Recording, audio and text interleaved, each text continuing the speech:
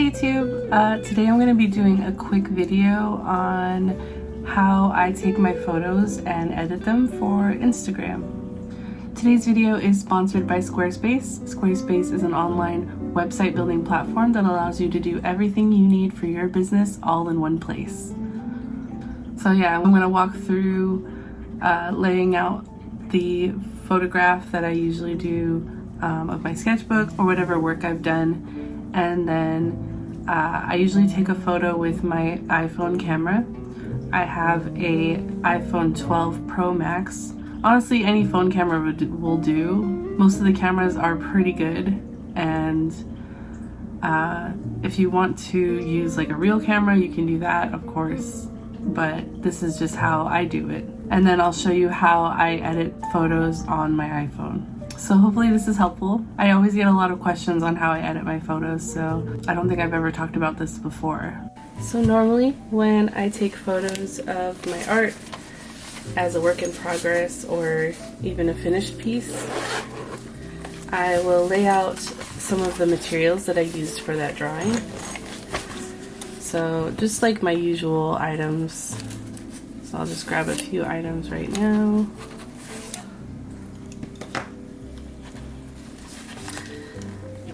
And I usually try to pick the ones that are like more aesthetic looking. So grab a few colors.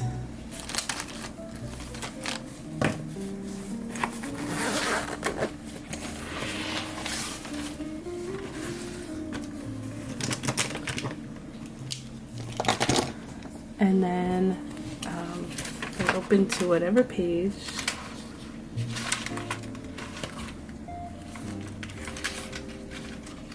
Let's use this one.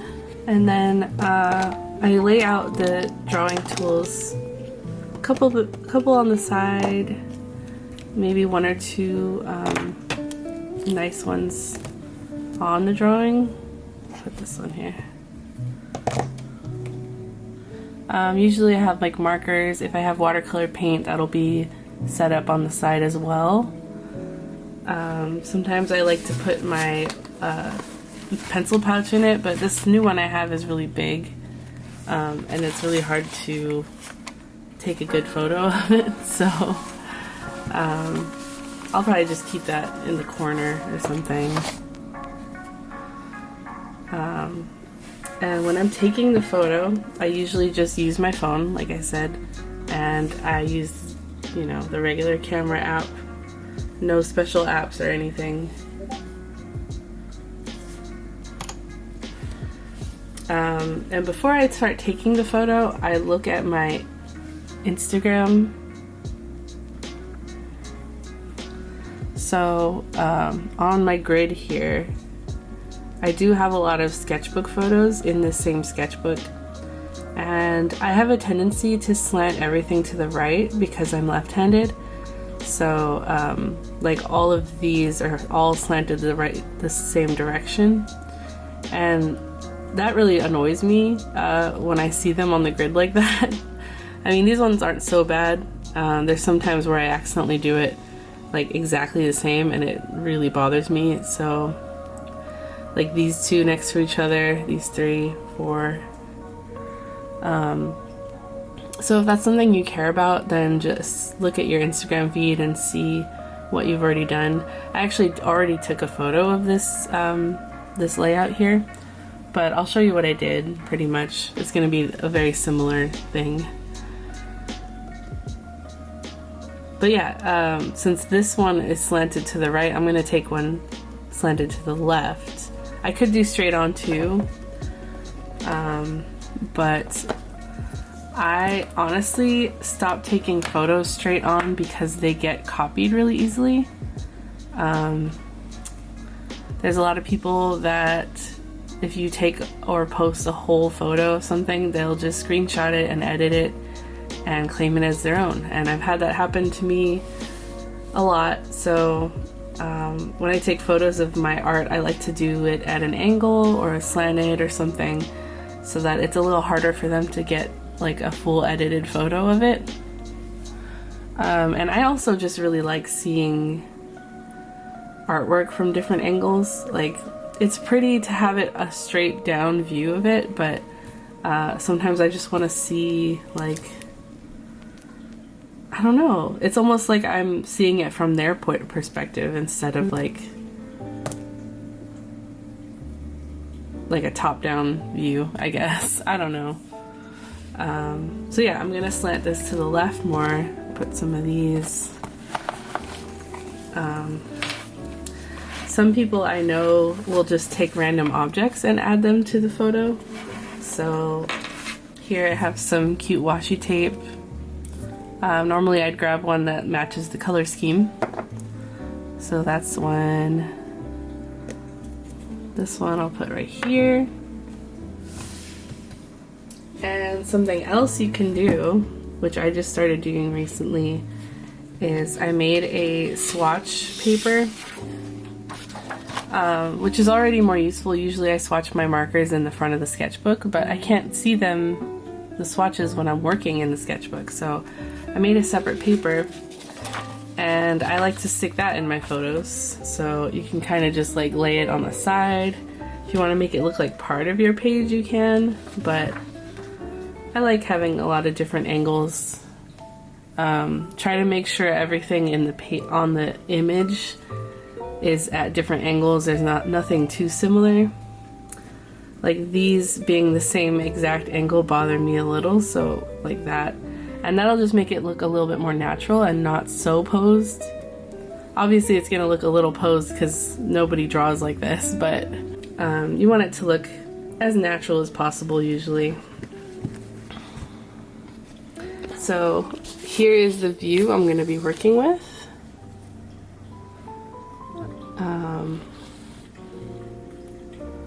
Yeah, so I'm probably gonna crop it, crop parts of it out and just work with the angle and make it a little bit more dynamic. And if you don't want such a crazy angle when you're taking your photo, hold your phone back a little far and zoom in a little, and it won't warp the image as much. Oh, sorry, one other thing I need to talk about is lighting. The absolute best place to get photos taken of anything is in natural light. If you have a window, take your photos as close to the window as you can in daylight. The colors are going to be correct. You won't have to edit very much probably, and that would be amazing. I don't usually have direct sunlight or like a bright light window to take photos in front of. My desks are usually not directly in front of the window, so I end up taking photos in scenes like this where I have some weird side lighting. I do use photo lights, which are like the LED boxes or some daylight lamps. But if you're gonna use artificial lighting, you want to light it from two different angles. So if we have this workspace here, you want two lights coming from each side diagonally. But you want to make sure it's diffused lighting. So nothing too harsh, because otherwise it's gonna cast really dark shadows on everything. But honestly, it's pretty hard to work with artificial lighting. So if you can, just take your photos during the daytime near a window. Where I am right now, the window isn't very close, and I just have artificial like ambient lighting, not really like photo lighting. And I've taken photos like this before, and it's actually, there are ways of editing it to make it look brighter.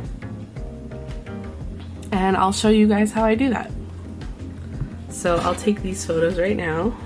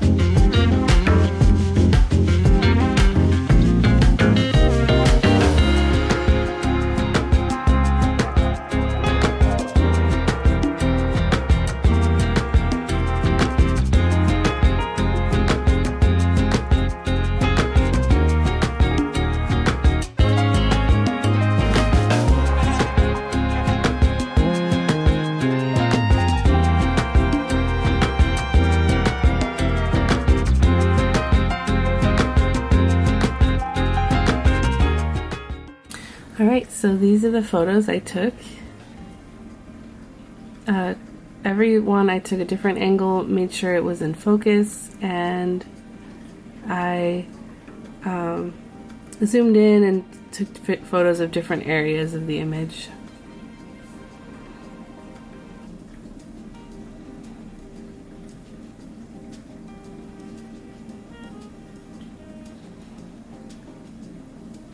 And you make sure that you tap on wherever you're trying to focus on in order to get it in focus, obviously.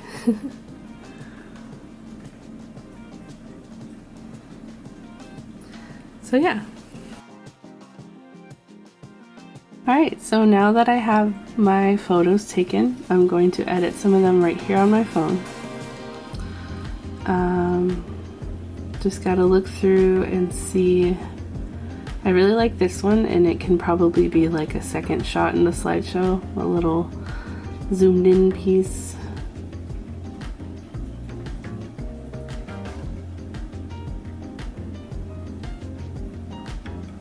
I'm kind of liking this one because of the pink lighting over here in this corner, the reflection. So I'm gonna edit this. So what I do most of the time, iPhone actually recently updated their editing program, and it's so much better. They have so many options. So I edit right here in the photo app. I hit this button right here, and they have an auto edit. I don't usually use that, so I'll go over here to all of these options. So the first, oops, no, don't do that. So the first thing I want to fix is the lighting. Because I didn't take a photo in natural light, I'm going to bump up the exposure here. And let me make this really bright. So this is too blown out right here, hopefully you can tell. And I know it's too blown out because the whites are really white, but the skin tones and the medium shades are getting way too bright. Like, they don't even look like the same color anymore. So I'm going to bring it to about here. Not too bright, but it's pretty light. This paper is almost white here. This one is looking a little bit yellow, maybe a little green. It's still white, but it's like off-white, you know what I mean? So we're gonna try and fix that. And usually anytime I make anything brighter, I always bump up the saturation. But they added this new option called Vibrance, and I'm not really sure how it changes it. It's just, it makes it really nice. So don't overdo either of those. I usually bump up the Vibrance a little bit more than the saturation. But you can tell that this is getting really warm over here. So I will always cool down my images because a lot of lighting is yellowish. If it's artificial lighting, it's probably going to be a little bit yellow. And then I head over to here, which is tint. This is the most useful thing they have. So when you bring down the warmth, sometimes whites turn a little bit too green. And there's a lot of green in this photo because of the background. So we're gonna try and balance that out a little. And what the tint does is either make an image green or pink. Hopefully you can see that. So what I'm gonna do is go slightly towards the pink, just to make this white not look so green anymore.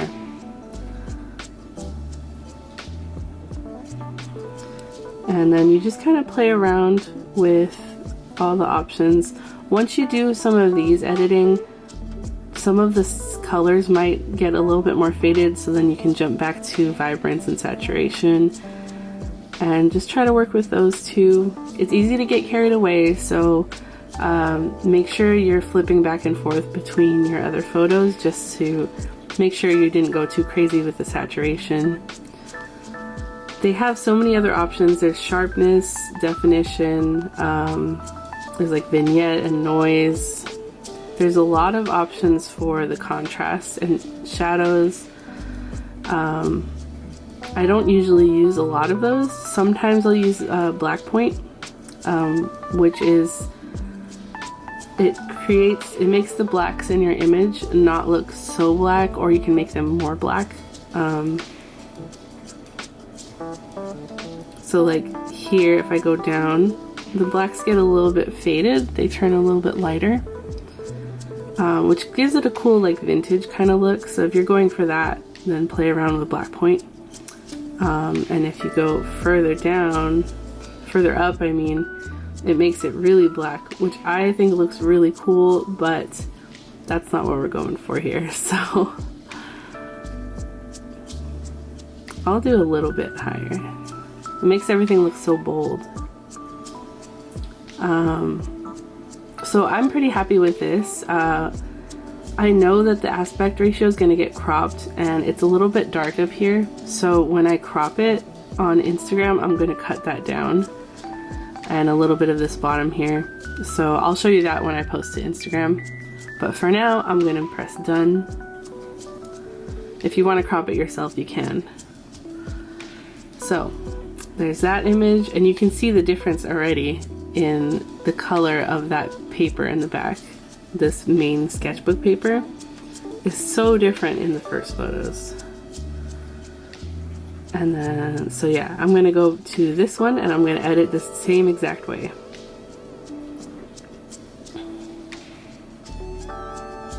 So that's too bright right there.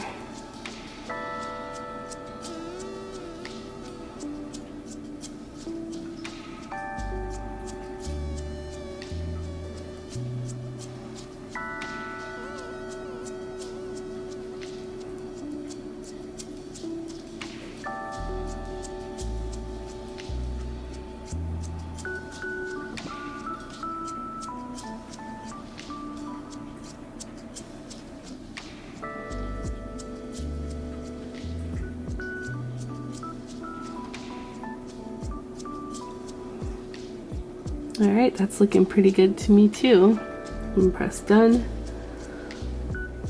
And again, you can compare. This one looks so much green and dull colors. Alright, so now we're gonna go to Instagram. I'm gonna create a post, and we're gonna use this one as the first one. And like I said, Instagram doesn't have as tall of a option for the aspect ratio as iPhone photos do, so you gotta crop it a little bit. And it's really dark up there, so I want to crop down a little further. I might actually zoom in. If you want to keep this what is it? These dimensions for the photo, don't zoom in yet. Keep it as zoomed out as possible, and you can edit it later. And then I'm going to add the second photo here. Press next. So here is where I do a little bit more editing. This one I wanted to zoom in a little. So you go to edit. And right here you go to adjust, and this is where you can zoom in without changing the dimensions of the photo. And I like this. This is a pretty good composition. It leaves a little bit of negative space, so the paper isn't touching the corner perfectly. I might leave a little more actually. So yeah, I think that's pretty good. So I'm gonna hit done. And I feel like when I looked at both of them together, the other one's a little brighter. So I'm gonna just brighten it a little bit here. Nope. Sometimes the Instagram's brightness makes it a little bit too washed out, so I'm gonna go to highlights. Just a little bit. And you can tap here to look at what it looked like before and after. So I think that's pretty good. Instagram's editor is actually pretty decent too. I used to use that all the time, but now that iPhone updated, has so many more options. But you can also change the warmth and everything here.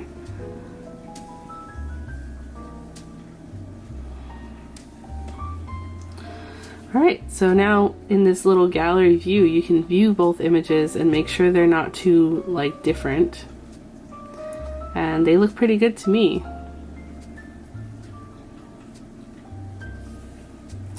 So then you push next and you can post it.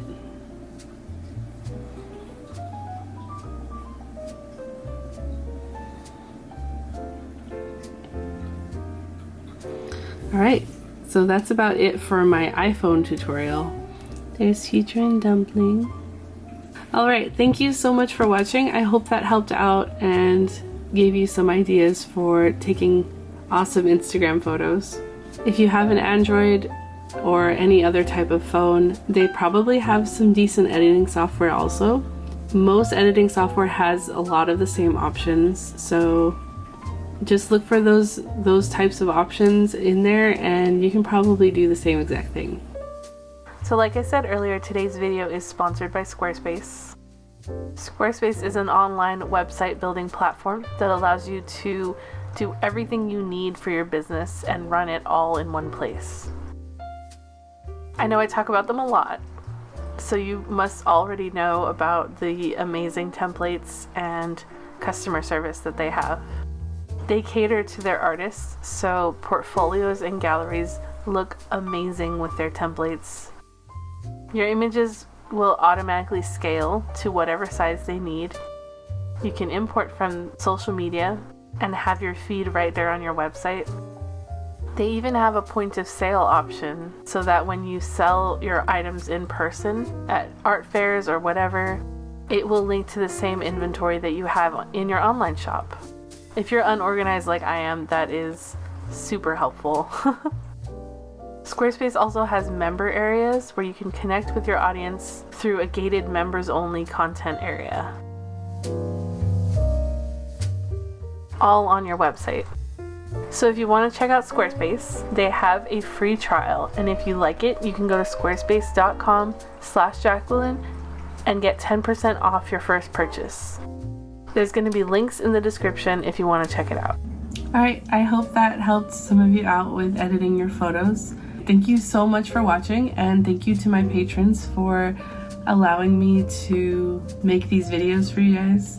I will see you in the next video. Bye!